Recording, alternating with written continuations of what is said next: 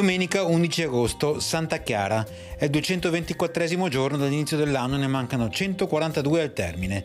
Il sole sorge alle 6:07 e tramonta alle 20:24. La luna si leva alle 13:09 e tramonta alle 22:56.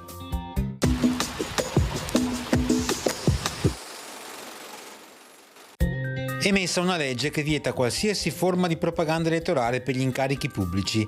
Infatti, chiunque sia stato ufficialmente proposto dal Maggior Consiglio per qualche carica non potrà più prendervi la parola, né alcuno potrà caldeggiarne l'elezione con discorsi o perorazioni, sotto pena di 10 lire di multa.